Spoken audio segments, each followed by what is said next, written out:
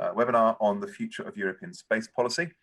In this case, looking a little bit at how space policy and COVID-19 are interacting. It's a real pleasure to have so many distinguished speakers with us here today. So we're joined today by 5 speakers. I'm going to do a quick introduction. First up is Paraskevi Papaantonio, who heads up the Space Policy Unit in DG DEFIS from the European Commission. She is joined by Marian-Jean Marinescu, who's a Romanian MEP, part of the European People's Party, EPP group, and chair of the Parliament's Sky and Space Intergroup. We have Raul Torres, who is CEO and co-founder of PLD Space, which is a Spanish SME in the space area, launching technologies that provide commercial, orbital and suborbital access for small payloads and for small satellites. And then also joined by Patrick Rudloff, who is Airbus's head of Europe and NATO affairs for defense and space, and Thomas Bouy, who is the government affairs manager at Boeing for space and defense. So we've got a great number of speakers here today. They know their onions. Let's dive in.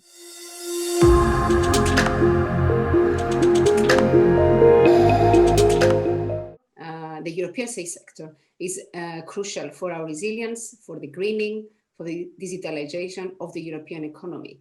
We have invested heavily in the past years and decades as European Union to a top world-class system, but the corona crisis has revealed our vulnerabilities on the global value chains, critical raw materials, foreign suppliers, also in the space sector.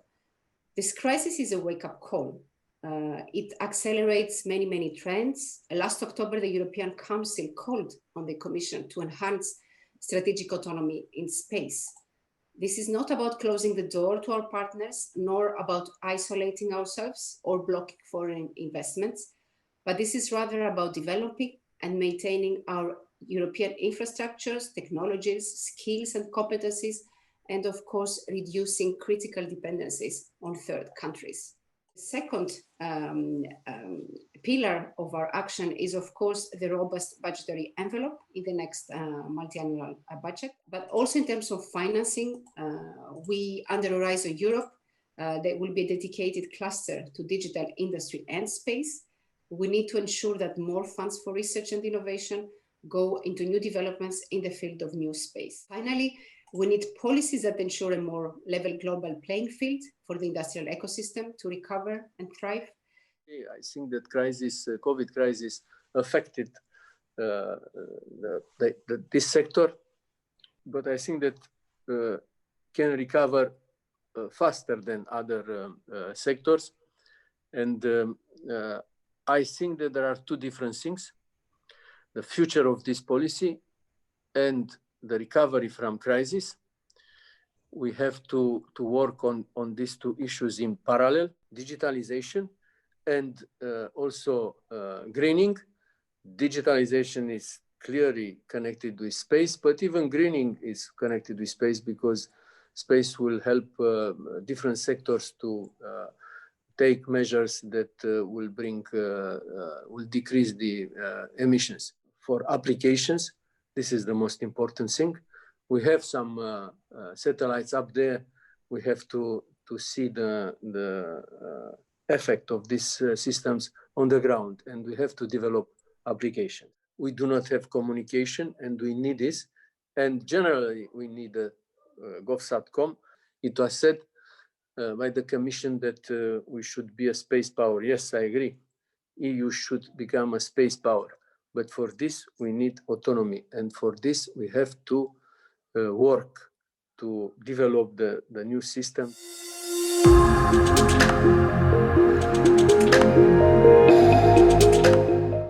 One thing that we see we could need for the future, and now more with the corona crisis, is the specific programs that could have clear focus from low TRL development to commercialization. Companies that they are always close to failure, let's say. They are living day by day. So it's important to find companies that can develop products that could be, that can generate some, let's say, or that can avoid dependence from third countries. Promoting companies that has unique equipment or unique components for a big market at the space sector, it's highly important. And I can say here, for example, sensors, actuators, valves, specific components for electronics, both for space sector or for other potential applications. From the public point of view, we see and we consider that it's important the private-public partnerships for ambitious projects.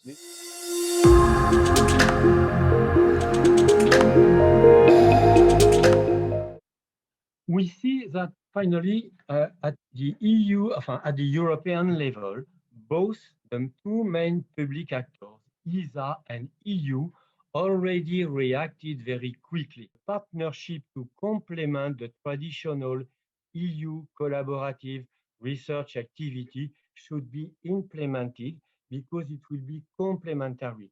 Research is an investment and it will reinforce the European skillness and the European future competition worldwide. The COVID crisis illustrated the need for imaging in order to see how the borders between European member states were open for the truck transportation of goods during the lockdown of the COVID, as well as the GPS for localization of persons who are part of the COVID web following system. Based on the crisis, e-learning, e-education, e-working, e-trade, e-culture was an outstanding result of the COVID, positive result for telecommunication infrastructure at large. And I'll jump right in your question, really, which for me implies sort of a triple recommitment that we should all have at the moment, and that is education, cooperation, and innovation. And I'll explain. Starting with education, I think we need to sort of stay away from artificial divisions, try to debunk some misconceptions that are in some places in Europe and in the US quite deep-rooted when it comes to the perception of a one-way cooperation when it comes to defense and space. Perhaps a word on strategic autonomy. I'd like to sort of drop that here, perhaps, and trigger a conversation. I think if we understand it as being the ability to protect one's own interest, I think it should be the ambition of every nation. And I think really the key there, it's instead of sort of creating artificial silos, new barriers to cooperation, I think both sides should rather, especially in the current crisis, recommit to the value of transatlantic cooperation, which we believe at Boeing is really second to none to deliver best of industry and best value to government. We're obviously on a sort of strained financial environment at the moment, and I think we should see cooperation as a priority to accelerate recovery and really unlock new technologies. Since now technologies, capability have to be filled in and developed in like months and not decades, I think really we should reconsider the way industry and government on both sides really collaborate. That implies really to incorporate the ability to innovate from the outset, and again recommit to cooperation to make sure that affordability, interoperability is built in at the outset.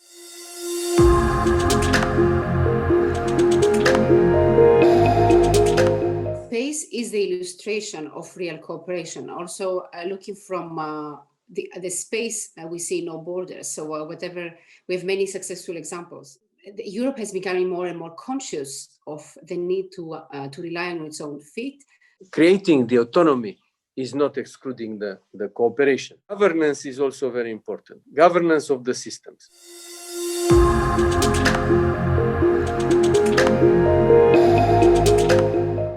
When a big company such as Airbus, for example, is developing a big project, small companies such as PLD or other ones can contribute to make easier that development, because at the end they have also been developing technology. So I see in one hand cooperation, considering different scale for the different companies doing different services, launching small satellites or launching big satellites. But in the other hand, for big projects, I see cooperation. To say that according to the product, according to the complexity of it, according to the market size, we will decide which type of a possible activity we could have with the new players. Will it be a cooperation? Will it be a kind of joint venture altogether?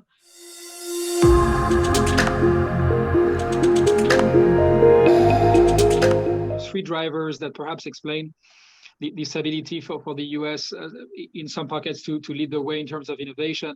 One, as it has been said by MEP Marinescu, really, I think it's this public-private partnership, the ability for government and industry to work hand in hand, sometimes as risk-sharing partners. I think this is key. The second one is the ability for new entrants to come into the market, the ability also for legacy companies like Boeing and others in the US, but not only, to also disrupt themselves from the inside, to look at us in a critical way and try to sort of absorb commercial practice, startup mindset within a big fat dinosaur that Boeing is, to really trigger innovation.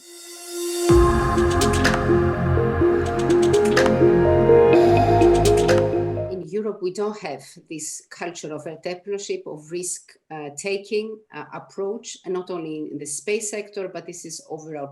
We see a lot of startups here created in Europe and then quickly not scaling up, not staying in Europe and then moving abroad. We cannot copy and paste or simply copy the American model. This is not possible, and we have to do it the European way. Waiting to see what kind of partnership will propose regarding space, because they said that they will propose something. But this DG is very, I don't know, they like very much the secret activity, which in my opinion, with public money, is not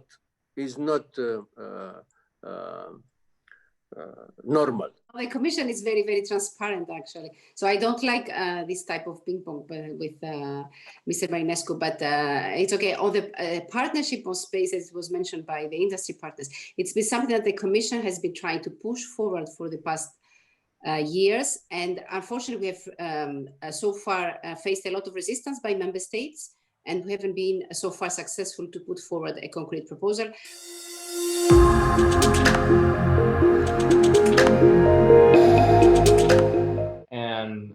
But obviously, we will try to find resources, let's say, worldwide. However, our top priority is to work in Europe, offer the service for Europe, and to generate profit also for Europe. Better solutions to grow and to be competitive in the international market, because the space sector is a worldwide market. There is no boundaries, there is no borders around. So it's important that we have to be more competitive, and anyone wants the companies to live. So we have to be more competitive in Europe if we want to be competitive worldwide. Yeah, I'll pick on cooperation. That was sort of the core of my message at the beginning, and I'll just stick to that. I think these crises have highlighted some vulnerabilities on both sides. Let's work together to alleviate those and drive innovation. As a brighter future, because most of the space solution will be integrated in mass market products. So we have just to pass a few limited time during the COVID pandemic, and then we will be back in the major sector. New start.